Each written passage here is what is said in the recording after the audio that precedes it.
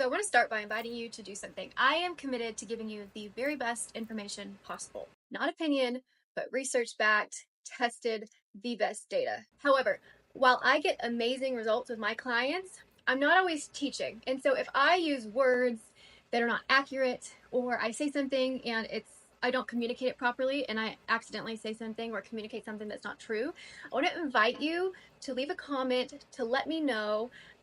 By you leaving a comment, I get to learn from you, and it invites us into a dialogue. So I just wanted to preface with that. Someone that I really respect and admire told me, don't conflate offers with incentives.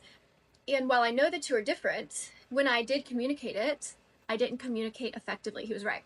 So I just wanted to put that out there. I welcome you to give me your feedback. So now on to the topic at hand. We are in a 5-part series of how to construct a good offer. And when I say an offer, it is the promise you make to your donor when they give a gift today. And your offer that you use in direct response is going to be different and structured differently than maybe the offer you would do in a major donor conversation.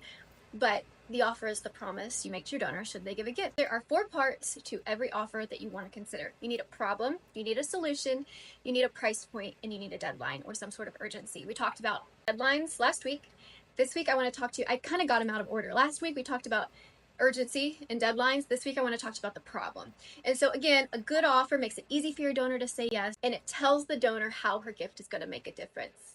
So let's talk about problems today. What is a bad problem? What is a good problem? A good problem will be human-sized. What does that mean? Well, that means you don't ask one donor to solve world hunger. The Better Fundraising Company, they talk about it as a donor-sized whole, which makes me think of donuts. And when you ask your donor to solve global, worldwide, massive problems, it's like trying to shove an apple fritter through the inside of a donut hole. So that's the first part. Give them a problem that's human-sized. The second part is make the problem immediately easy to understand. You only get a few seconds, which is why we want to capitalize on the top right-hand corner of the first page of your direct mail newsletter. It's why we want to talk about the problem above the fold in an email and make it easy to understand. So I want to talk to you about one of my nonprofits. They do something called community health evangelism. And what they do is they go into communities that are suffering around the world. They teach them how to do their own healthcare, how to do their own education, how to do, they work on micro enterprise. And so when they go to construct an offer, when they get to the problem, they struggle because they've got a lot of programs, as you have a lot of programs. So the question is, which of your problems and which of your programs appeal most to your donor? And which of your problems and which of your programs is the most immediately understandable? We should not be offering the donor to solve hunger, lack of education, dirty water, lack of jobs. We shouldn't ask for all of that in one piece of direct mail. Those are for separate pieces. Pick one element of what you do, one problem you solve, and ask the donor into that problem. So I want to give you another example. Let's talk about the same problem phrased 2 different ways. Give today to save a kid from being bullied, for example. You could say it like that, or you could say, give today to help for violence prevention. It's not a human-sized problem to say violence prevention. It's also not immediately understandable. It's a jargon word that people don't know what that means. You want to be specific. Let's talk about another one. Maybe you ask someone to give a gift today to help someone get out of poverty and become employed. Okay, that's better than talking about a disadvantaged community. See what I'm saying? Disadvantaged communities is a very broad, oh, I got an eyelash in my eye. It's a very broad, big topic. Here's another one. You could give a gift to help an amputee get a prosthetic leg, or you can help all handicapped people. Well, handicapped people, all of them, that's global, that's big, that's a huge problem. Donor can't solve that on their own, and it's not immediately understandable. What is the need? What is the problem? If you say a guy needs help getting a prosthetic, well, we know he can't walk unless he gets a prosthetic. See what I'm saying? Now, you'll know a problem is a good one if it passes the 3-second test. Tom Ahern introduced this to me. It was in one of his blog posts. I'll link it. But he talked about a psychological principle that people lean in or they lean back. They want more or they don't within 3 seconds. He was talking about this in the context of newsletters. Are the headlines pulling the reader in? Is it about the donor? Is it donor-centric? I want to just apply it to the problem. Does your problem, is it constructed in a way that causes the reader to lean in? Not all problems are created equal. And not all problems are going to appeal to your donors. So you need to figure out, I know from your interactions, your people who visit, your donations, the gift designations, what projects, what problems appeal most to your donors. You need to capitalize on those. Have your donor lean in. And your donor is going to lean in if the problem you present is immediately understandable, it's human-sized, you're not talking about feeding the world, blah, blah, blah. You'll know that your problem is good and they're leaning in if your problem makes them feel something. Something that's very important here is choosing a problem that you could take a picture of. Jeff Brooks talks about this in one of his webinars. When you're creating an offer, you want to be able to picture the problem, picture the solution. So, if you talk about the hierarchy of needs, and at the bottom, those tend to appeal most to people: food, shelter, safety. When you get up to self-actualization or like love and connection, those are kind of harder to raise money for. So you want to find a way to, one, phrase an offer so it's not conceptual, immediately understandable, donor-sized. It can be pictured. So you need to create a picture with your words and with the problem. They need to be able to visualize it. And you're going to do much better if you can tie the love and belonging, the self-actualization, if you could somehow tie that to the bottom of the pyramid. So, let's talk about this. Let's say someone has severe PTSD and you raise money for getting someone into therapy. Therapy is important, and it's a real need, but you're going to do best if you can build out the offer in the letter by explaining how when someone suffers from PTSD, it's very difficult to feed yourself. It's difficult to go to the store.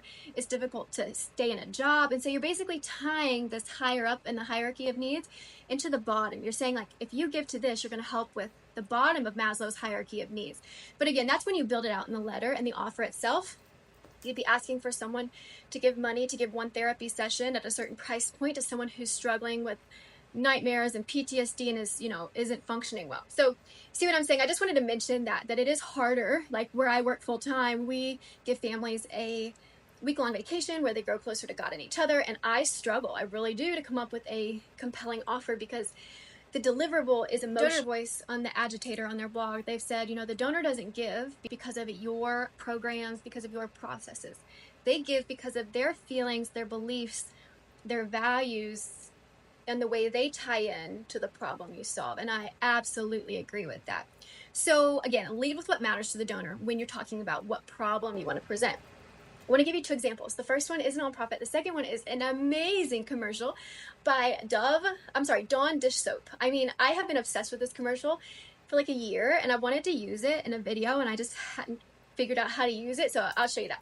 Right now, let's talk about a piece of fundraising. I'm going to put it up on the screen. Now, this was done by an agency for a nonprofit. My goal here is to only focus on the problem that they've presented, but I just have to say one thing. I wouldn't put help children with disabilities find their way or find hope. I would not put that on the front of the envelope because it's saying, hey, I'm begging you for money. Now, what I will say is the image on the envelope is fantastic.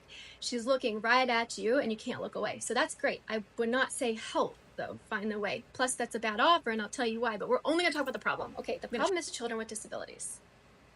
Find their way is conceptual. It's a bad solution, just so you know. But the problem is children with disabilities. Now, oh boy, do I care about children with disabilities? Yes. So that is something that their ideal donor cares about.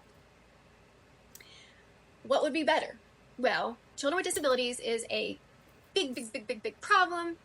I can visualize it, but I visualize a lot of things. I visualize wheelchairs. I visualize, tubes coming out of the chest. I visualize amputees. So, hopefully children don't have an amputee, but you never know. That's what I've pictured with disabilities. But then again, I'm thinking of so many things. The donor will not spend time doing that. And the goal is to present an offer that makes them want to give. And so you don't want to have friction like that. You need to be clear. What would be better? Creating a donor-sized problem. So help a child with Down syndrome do blank. Why is it a better problem? It's donor-sized. We know immediately what that looks like. Now, normally I don't recommend talking about a medical condition because not everyone knows about it, but Down syndrome, we all have a picture in our brain what that looks like. So that would be appropriate, and then something, that you're helping them do, which is the solution. But it's donor-sized. I care about it. It passes the 3-second test. I can visualize it, and it's immediately understandable. So that is why that is better. Now, let's talk about Dawn Dish Soap. To help save wildlife affected by oil spills, rescue workers have opened up a lot of Dawn. They rely on it because it's tough on grease, yet gentle. But even they'll tell you, Dawn helps open something even bigger. So good. So good. I guarantee you, I bet you're leaning in. And you might not even like birds. I don't even love birds that much. Never thought about them. But you're leaning in. So let's talk about why is this a good problem that they're presenting. Now, we see the solution, but I want to talk about the problem that they presented and why it was a perfect problem and why your fundraising problem should look like this. They showed one bird. They showed one problem, the oil on the bird. The visuals were so striking. I don't even love birds, and I loved this commercial. pass the 3-second test. I've been leaning in for a full year and I see this commercial all the time. And is it immediately understandable? Yes, a kid could understand that we have oil in the water and we need Dawn dish soap to help clean the bird and save the little baby. Okay, it's amazing. So I think that wraps it up. Problem, human-sized.